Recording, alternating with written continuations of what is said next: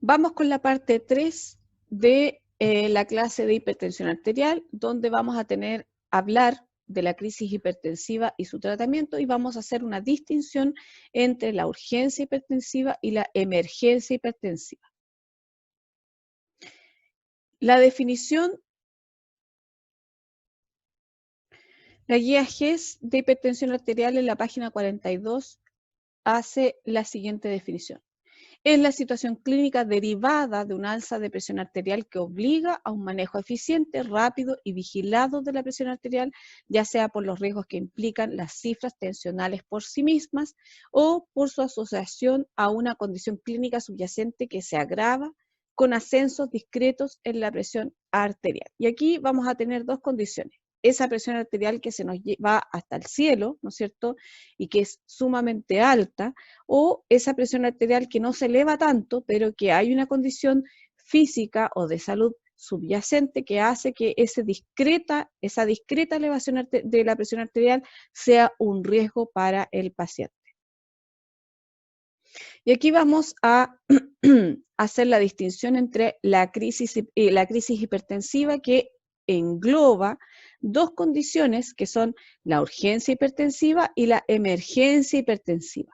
Y aquí están las dos grandes diferencias. La urgencia hipertensiva corresponde a la elevación brusca y sintomática de la presión arterial. Aquí recuerden que la palabra sintomática es la más importante.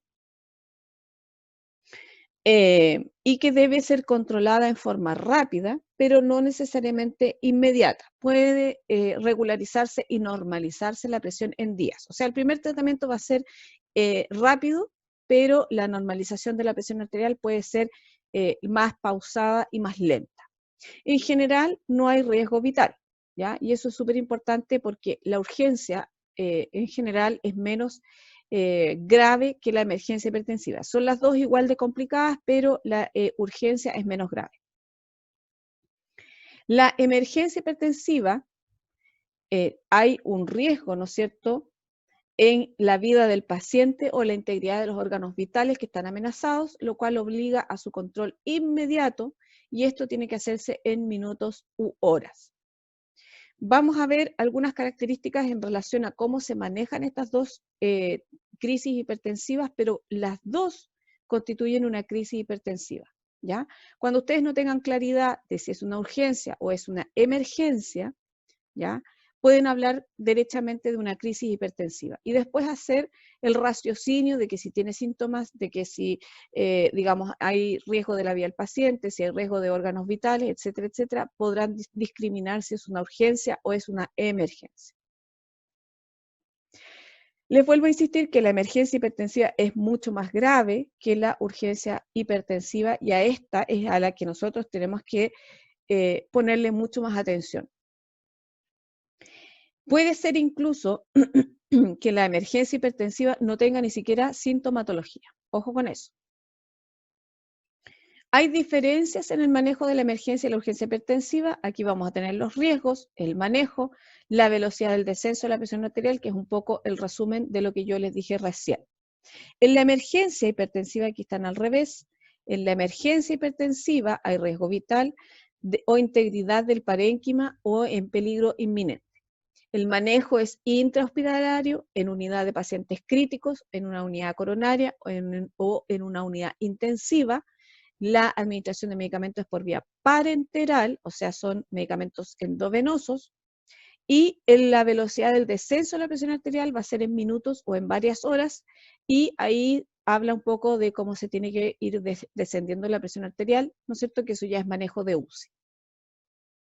Perdón. En cambio, la urgencia hipertensiva dice que no hay peligro inminente, pero sí alto riesgo cardiovascular, renal y agregados, ¿ya?, que pueden ser complicaciones que van a surgir más a largo plazo, y el tratamiento puede ser ambulatorio, pero con controles frecuentes, y el tratamiento es habitualmente por vía oral, de titulación rápida, pero con controles frecuentes. Y la velocidad del descenso de la presión arterial se puede hacer en pocos días. No necesitamos bajar inmediatamente los niveles de presión arterial. Las causas de la urgencia hipertensiva: vamos a tener una hipertensión arterial con presión arterial diastólica mayor a 130, la diastólica, que no está complicada, la hipertensión asociada a insuficiencia cardíaca sin edema pulmonar agudo, la angina inestable, la crisis isquémica transitoria o la hipertensión severa del trasplantado que surge, ¿no es cierto?, del uso de algunos medicamentos, las urgencias de manejo intrahospitalario, el infarto cerebral y la preeclampsia con presión arterial diastólica mayor a 110. Esas son las causas de las urgencias hipertensivas, que las urgencias hipertensivas son las que son menos complicadas que las emergencias. Y aquí es donde nosotros tenemos que valorar bien y hacer un diagnóstico diferencial, ¿no es cierto? Vamos a tener síntomas inespecíficos como epistaxis y vértigo paroxístico, entre otros, con presiones arteriales diastólicas mayor a 110 y presiones y menores a 130 de milímetros de mercurio, pero no constituyen una urgencia hipertensiva. Ya puede ser que esto se haya dado por otras razones y no necesariamente por una urgencia hipertensiva. Las situaciones que elevan compensatoriamente la presión arterial, como la enfermedad cardiovascular isquémica o hemorrágica y la isquemia placentaria, no hay que disminuir muy rápido la presión arterial porque es un mecanismo compensatorio propio del cuerpo y tenemos que esperar a que el cuerpo reaccione de manera natural. Y ahí vamos a tener que poner mucha atención.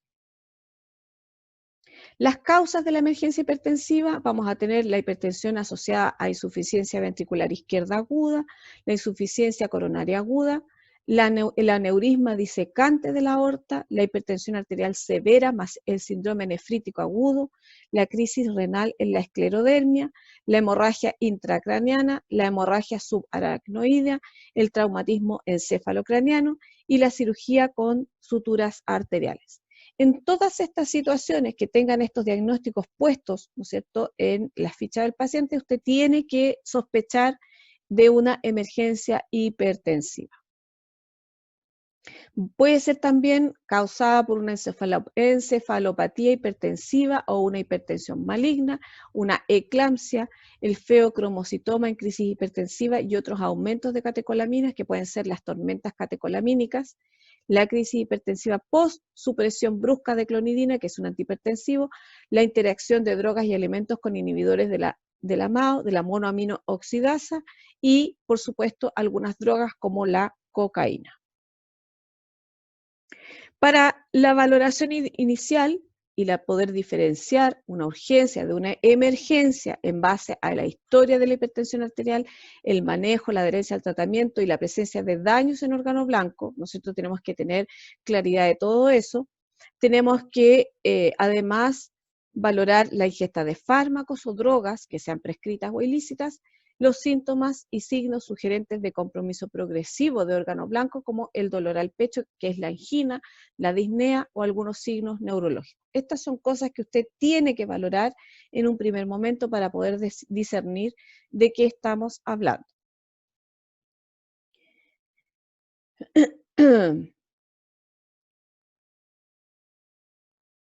Generalmente lo más clarificador es el dolor al pecho o la angina, ¿no es cierto?, con disnea, y algunos signos neurológicos nos van a orientar automáticamente que estamos frente a una emergencia.